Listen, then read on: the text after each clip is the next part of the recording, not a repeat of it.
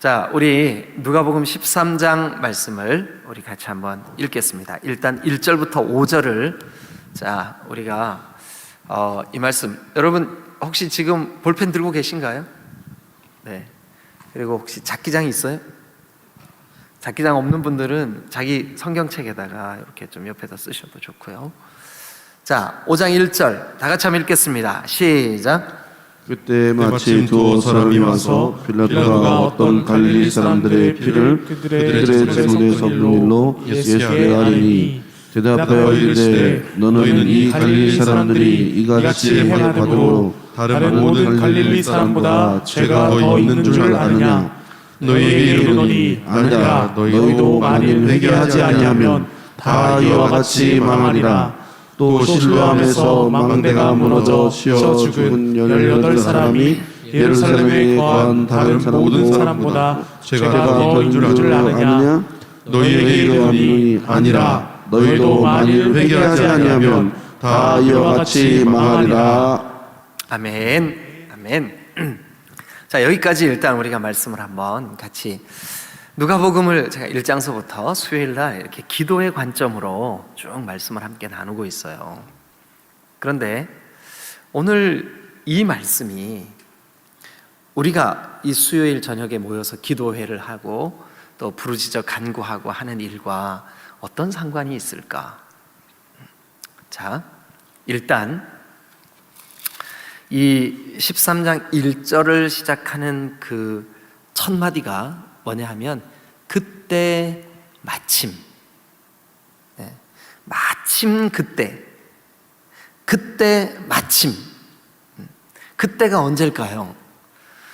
그걸 알아야 이제 우리가 13장을 같이 이제 말씀을 쭉 전개하는데 좀 도움이 되겠죠, 그죠? 그때가 언제냐 하면 12장의 끝부분이에요.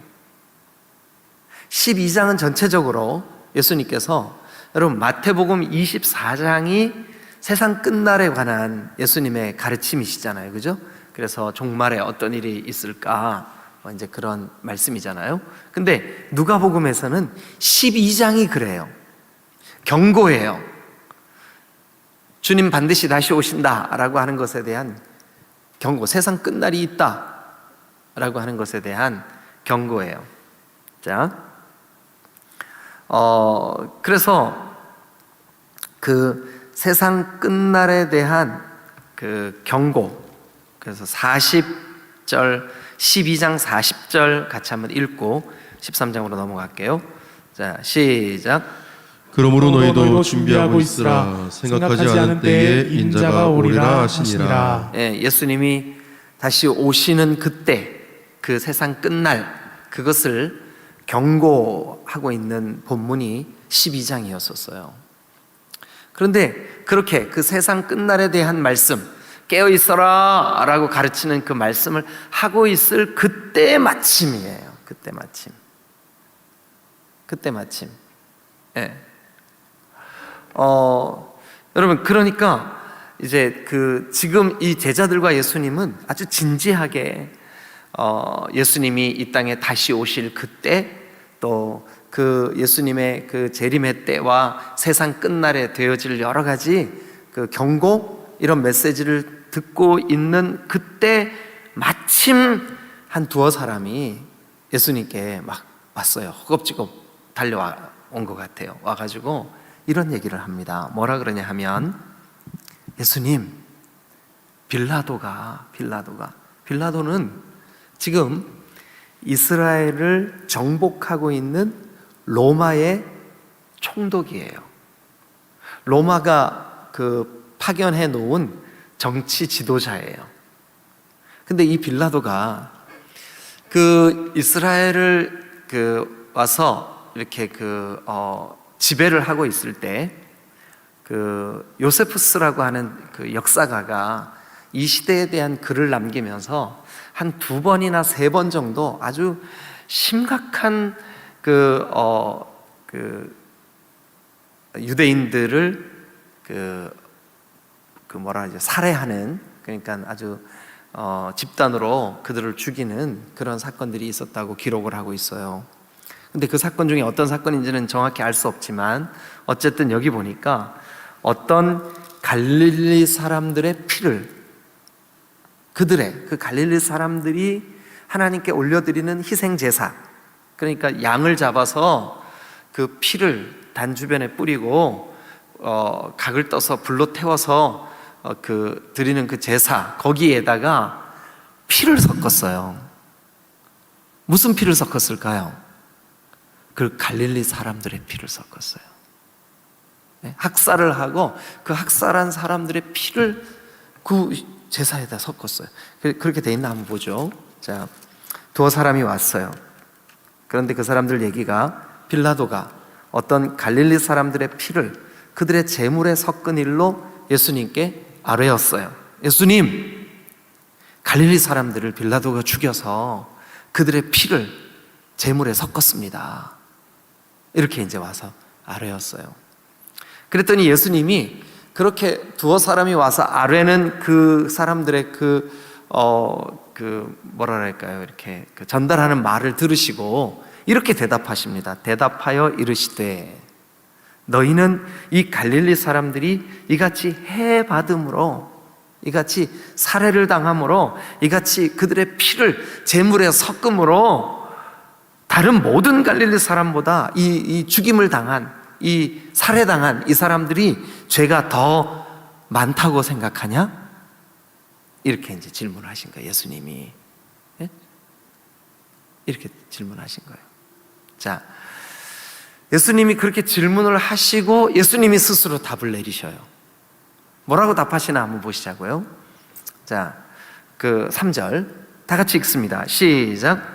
너에게 이르노니 아니라 너희도 만일 회개하지 아니하면 다 이와 같이 망하리라. 네, 너희가 이 갈릴리 사람들이 이런 변을 당했다고 해서 다른 갈릴리 사람들보다 더 큰 죄가 있다고 생각하냐? 더 죄가 많다고 생각하냐? 그들이 더 죄인이라고 생각하냐? 아니라. 네. 너희도 만일 회개하지 아니하면 다 이와 같이 망하리라. 자, 그러면 아니다. 너희도 회개하지 않으면 저 빌라도에 의해서 살해당한, 그래서 그들의 피를 제사의 제물에 섞은 그 사람들과 다를 게 없다. 예. 근데 이 말씀을 언제 마침 이 말씀을 해주신 거예요? 아까 1절 시작할 때 언제 마침이었었죠? 대답 좀 해주시면 제가 신날 텐데. 언제예요? 그렇죠. 말세에 대한 메시지를 나누고 있을 때, 세상 끝날에 대한 메시지를 예수님이 나누고 있을 때. 여러분, 예수님이 이 땅에 재림하셔서 세상이 종말을 고하고 마지막이 딱 되었을 때는 이제 그 뒤에는 더 이상 기회가 있어요, 없어요? 기회가 없어요. 더 이상 기회가 없어요. 그러나 지금은, 아직은 기회가 있을까요, 없을까요? 기회가 있어요. 무슨 기회가 있을까요? 여기 지금 3절 보세요. 너희에게 이르노니 아니라 너희도 만일 회개하지 않으면 다 이와 같이 망하리라.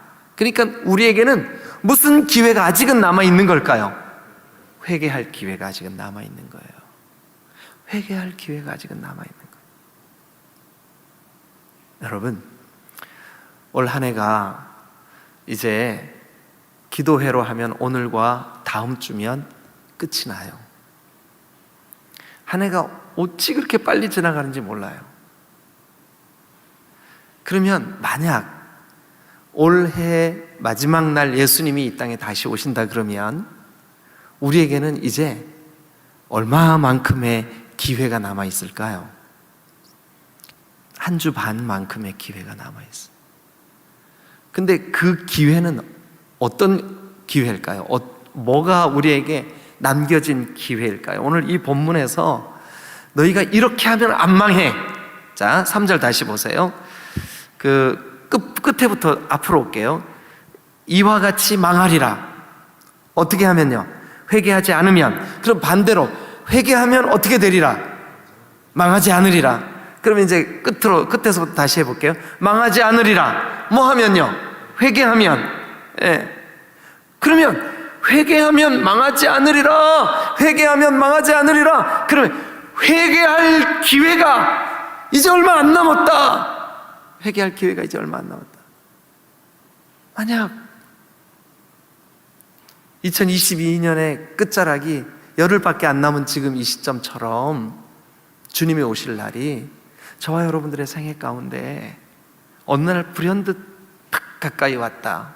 그러면 여러분, 갑작스럽게 빌라도에 의해서 살해를 당한 갈릴리 사람들처럼 우리에게도 말 한마디 하지 못하고 회개할 기회도 얻지 못하고 망하게 되는 일이 있을 수 있다는 거예요. 그게 바로 이 1절에 그때 마침이에요. 그때 마침. 마지막에 관한 말씀을 하고 계시는 그때 마침 두어 사람이 와서 예수님에게 빌라도가 한 일을 고발한 거예요. 예수님이 그 죽임을 당한 해받은 살해당한 그들이 죄가 많아서 그러는 줄 아냐? 아니야. 만약 너희도 회개하지 않으면 이와 같이 망할 거야. 자, 그러면 이제 여기까지 우리가 봤는데요, 이 3절에 있는 이 말씀을 강조하기 위해서 5절에, 여러분 이 3절과 5절은요 헬라어로 보면 우리 번역 성경도 그래요. 토시 하나 안 틀리고 똑같은 말을 2번 반복해서 하셨어요. 자, 3절을 읽으시고 5절을 읽으시겠습니다. 3절 먼저 읽으시죠. 시작. 너에게 이르노니 아니라 너희도 만일 회개하지 아니하면 다 이와 같이 망하리라. 5절. 너에게 이르노니 아니라 너희도 만일 회개하지 아니하면 다 이와 같이 망하리라. 똑같죠. 그러면 이 말은 여러 가지 의미가 있어요. 물론 당연히 지금 여기 표면적으로 우리에게 드러난 회개하지 않으면 망해 라고 하는 게 1차적인 이 메시지죠. 그러나 이 메시지 속에는 또 다른 어떤 말이 있냐 하면 회개하면 너 살아. 이 말이 여기 들어있는 거예요. 여러분 그렇게 들리세요? 그렇게 보여지세요? 지난 1년 우리가 정말 회개해야 할 일들이 얼마나 많이 있었습니까? 얼마나 많이 있었습니까? 저도 저 자신이 늘 여러분에게 이렇게 설교도 하고 이렇게 하지만 정말 내가 하나님 앞에 예배자였나? 나 정말 예배했나? 지난 1년 정말 내가 회개했나? 내가 정말 하나님 나라를 살았나? 하나님의 통치를 받았나? 이 말씀을 준비하면서 이런 지난 1년이 되돌아봐지더라고요. 그런데 이 3절과 5절의 문구를 있는 그대로 여러분들에게 들려드리면 이거예요. 너희도 회개 안 하면 망해. 반대로 회개하면 너 살아. 아멘? 네. 자, 한 번만 따라 합니다. 기도 중에 가장 귀한 기도는 회개하는 기도다. 그렇게 믿으세요? 왜 그러냐 하면 회개하면 주님이 받아주세요. 회개하면 주님이 용서하세요. 회개하면 주님이 돌이켜주세요. 회개하면 주님과의 관계가 가까워져요. 회개하면 우리 영혼이 살아나요. 잠들었던 영혼이 살아나요. 지난 1년 2022년 예배 시간마다 조느라고 예배를 한 번도 드린 적이 없어. 이거 정말 막 소름 끼치도록 여러분들에게 등골이 오싹하도록 정말 내가 예배하지 못했구나. 이래야 맞는 거 아니에요? 나에게 들려진 말씀이 없어. 여러분, 그렇게 우리 기회가 많지 않습니다. 회개하십시오. 그래야 삽니다. 회개하십시오. 그래야 용서받습니다. 회개하십시오. 그래야 주님과 친밀해집니다. 회개하십시오. 그래야 하나님이 우리를 여러분 망하지 않게 하실 줄로 믿습니다. 망하지 않게 하시는 거예요. 자, 여러분, 저는 오늘 만일 너희도 회개하지 아니하면 이와 같이 망하리라, 이 말세에 대한 말씀을 하시고, 그때 마침 예수님께 질문하러 온 그 사람들의 질문, 예수님이 그들에게 대답하시면서 그들이 더 죄가 많아서 그렇게 살해당한 게 아니야, 너도 지금 네가 나한테 그 일을 일러주러 왔지, 너도 지금 회개하지 않으면 너도 망해. 그런데 이 말은 반대로 너 지금이라도 회개하면 너 살아. 여러분, 그러면서 이제 그 다음 말씀도 한번 보시자고요. 6절.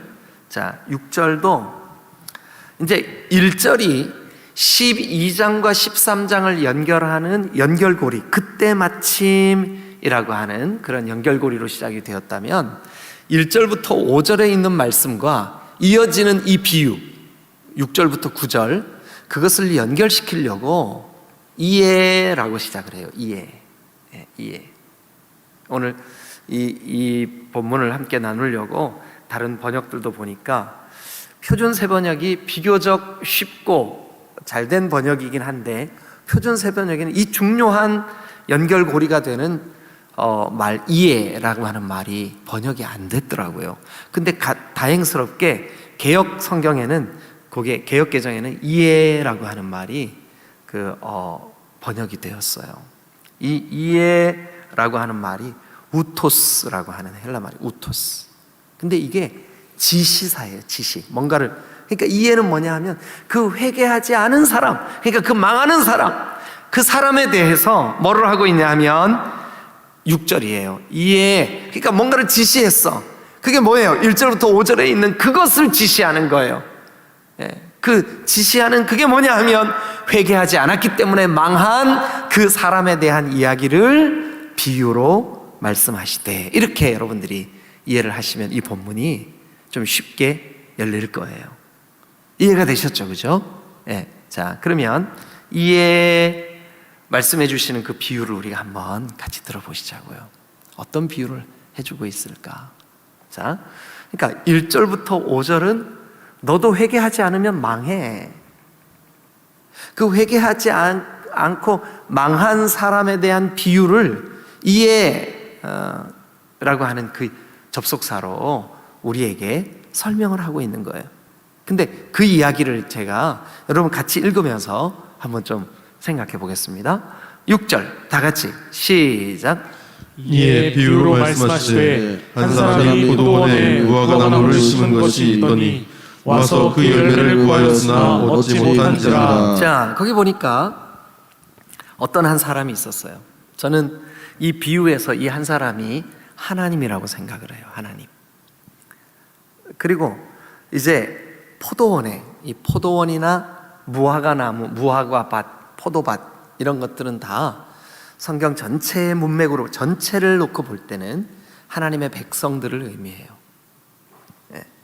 그러면 포도원인데 뭐를 심었어요? 포도원에는 여러분 뭐를 심는 게 정상이에요? 포도나무, 그죠?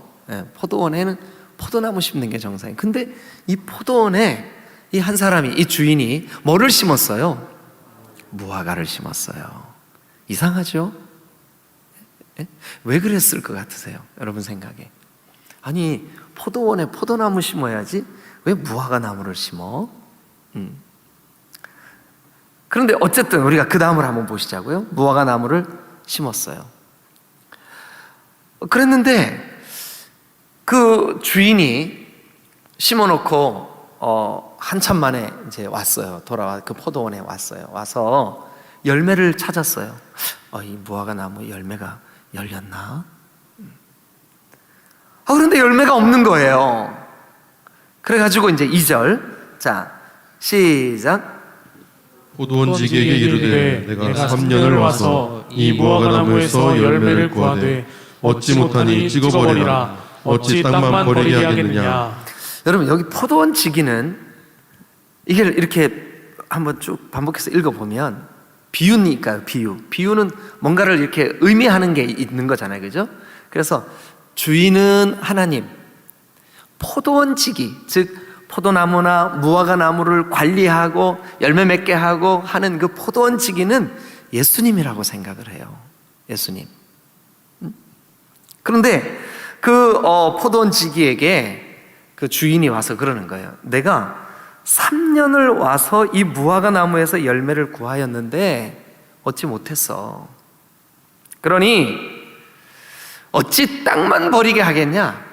이 무화과 나무가 심겨져 있는 곳에 뽑아버리고 포도나무를 심으면 포도가 많이 열릴 텐데 이게 쓸데없이 무화과 나무를 심어가지고 이게 땅만 버리고 있겠냐? 그러니까 이거 찍어버리자. 그래 이제 7절에 그렇게 돼 있죠. 찍어버리라. 어찌 땅만 버리게 하겠느냐? 그랬죠, 그죠? 찍어버리라. 어찌 땅만 버리게 하겠느냐? 그랬더니 그 포도원을 가꾸고 열매 맺게 하는 포도원 지기가 주인에게 이렇게 대답하는 거예요. 자, 8절 시작.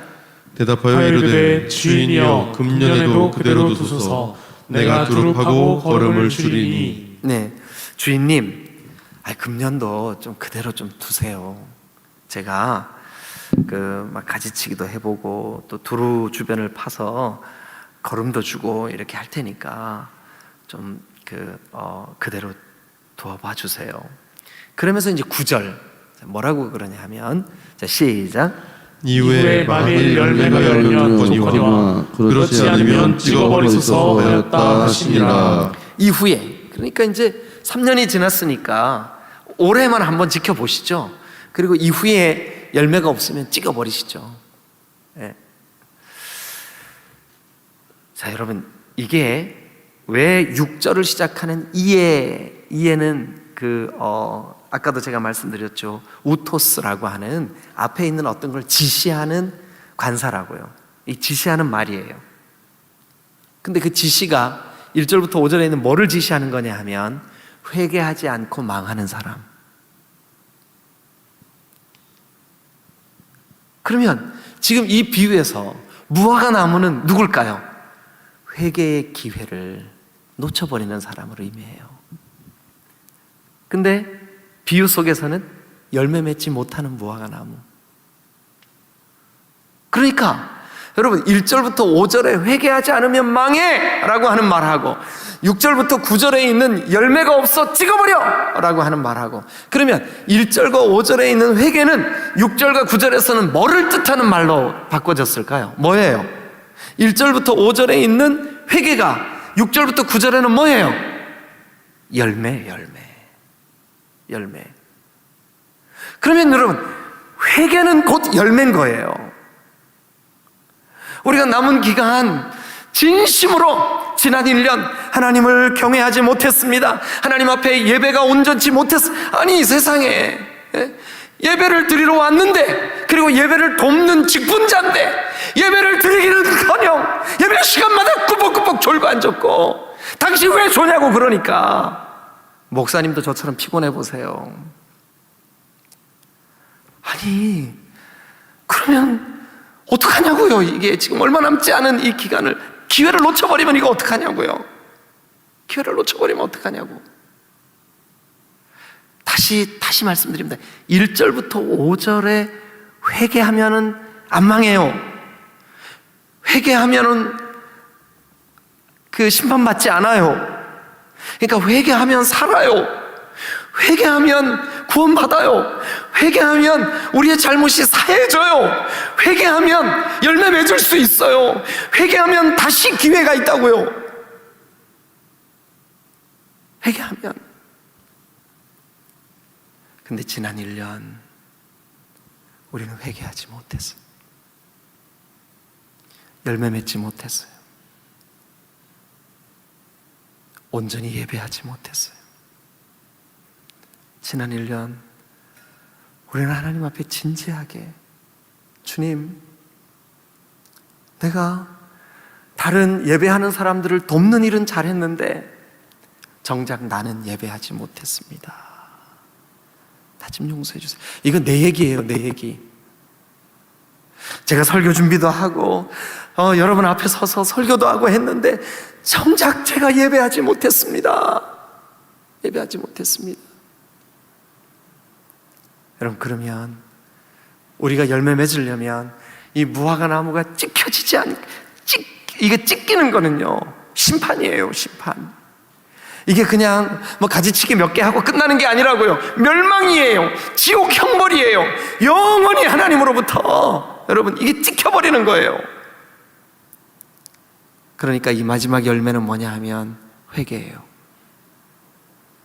회개하면 열매가 맺힌 거예요. 그 사람은 살아요. 그 사람은 주님이 받아주셔요. 그 사람에게 다시 하나님의 통치가 회복될 줄로 믿습니다. 하나님의 나라가 임하는 거예요. 오늘 여러분, 이 말씀은 왜 하필 2022년 마지막, 이제 이번 주하고 다음 주 두 번이면 이 수요 기도회가 끝나는데 이 시점에 이 본문을 우리가 맞닥뜨렸을까요? 저는 목회하면서 지난 50주년 특별 새벽 기도회 때도 그랬었어요. 창세기 1장부터 쭉 왔잖아요, 그죠? 근데 꼭 우리 교회에게 필요하고 주시는 말씀을 저는 주셨다고 생각을 해요. 그때 다윗의 길로 가는 그 메시지가 저에게는 너무 강렬했어요. 여러분들 어떠셨는지 모르겠지만 저는 그랬어요. 여러분, 지난 1년 여러분들 어떠셨어요? 여러분들의 기도는 어떠셨어요? 여러분들 회개하시는 삶은 어떠셨어요? 열매는 있으셨나요? 여러분, 우리가 마음으로 형제를 진심으로 사랑했나요? 그리고 우리가 목사로서, 장로로서, 권사로서 예배의 본은 보였나요? 예배의 본은 보였나요? 우리가 전심으로 하나님 앞에, 네. 여러분, 이 말씀이 오늘 우리에게 주시는 말씀이에요. 너희도 만일 회개하지 아니하면 이 사람처럼 이렇게 망해.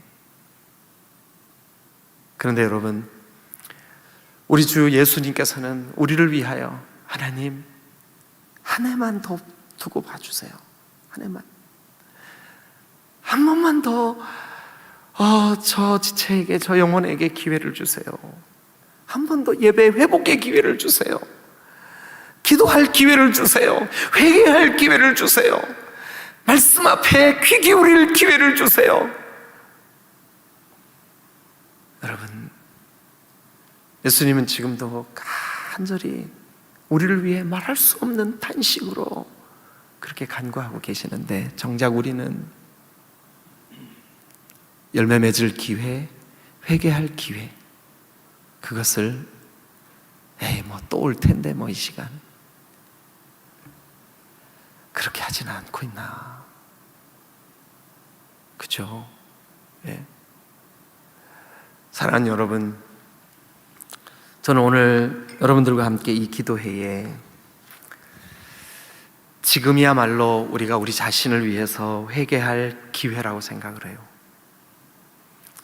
지난 한 해 내가 드린 예배에 혹시 은혜 없이 그냥 시간만 때우고 들은 말씀도 없고 올려드린 기도도 없고, 그래도 내 마음에 조급함도 생기질 않아. 그냥 무뎌져 버렸어. 아무렇지 않아. 얼마나 심각한 줄 아십니까, 여러분? 열매 없는 거예요. 그런데 이제라도 이 말씀을 들으면서 저거 주님이 나에게 주시는 말씀이구나. 내가 지난 1년 정말 주님과의 그 관계 속에 종교인으로서는 내가 종교 행위는 했지만 진실되게 주님과의 친밀함이 내 속에 없었구나. 그러면 회개해야 됩니다. 회개해야 됩니다. 회개해야 망하지 않습니다. 회개해야 삽니다. 회개해야 주님과의 친밀함이 다시 열립니다. 회개해야 용서받습니다. 회개해야 주님이 받아주십니다. 회개해야 우리의 예배가 다시 감격스럽게 뜨거워집니다. 우리가 성령으로 충만할 때, 우리가 처음 구원의 확신을 얻었을 때, 예배 때마다 눈물을 흘리며 예배 때마다 그 말씀이 우리 가운데 부딪혀 올 때 얼마나 큰 감격과 감동이 있었습니까? 그런데 안타깝게도 지난 1년을 돌이켜보니까 아무것도 없어. 아무것도 없어. 그게 바로 오늘 누가복음 13장의 메시지입니다. 너무 좀 무겁게 여러분들에게 도전을 해서 죄송합니다. 그러나 여러분, 이게 성경이에요. 이게 말씀이에요.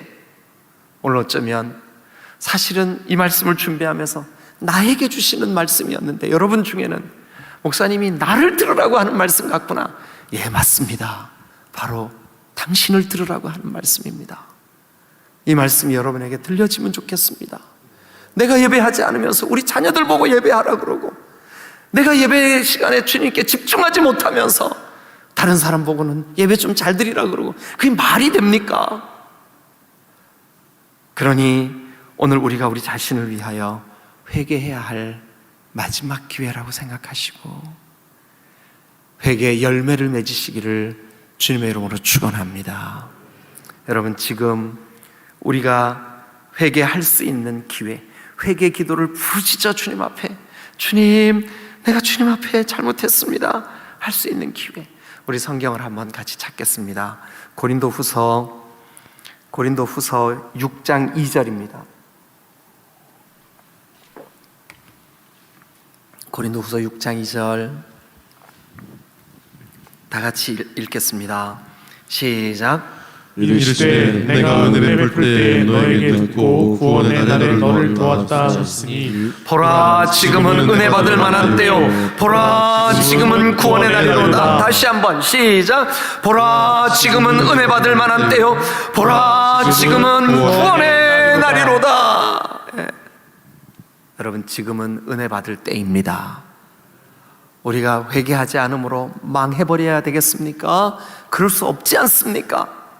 열매 맺지 못함으로 찍혀버려야 되겠습니까? 그럴 수 없지 않습니까?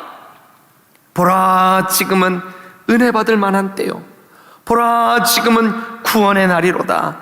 믿으시면 크게 아멘. 오늘 밤 우리가 다른 그 어떤 기도보다 먼저 지난 한 해를 돌이켜보며, 하나님, 제가 지난 한 해 하나님 앞에서 정말 엉터리였습니다. 엉터리였습니다. 제대로 예배한 기억이 없습니다.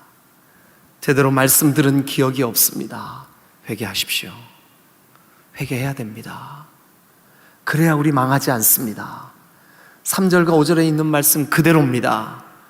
그래야 우리 망하지 않습니다. 그러나 반대로 회개하면 삽니다. 회개하면 주님이 받아주십니다. 회개하면 열매가 맺힙니다. 회개하면 찍혀버리지 않을 수 있습니다.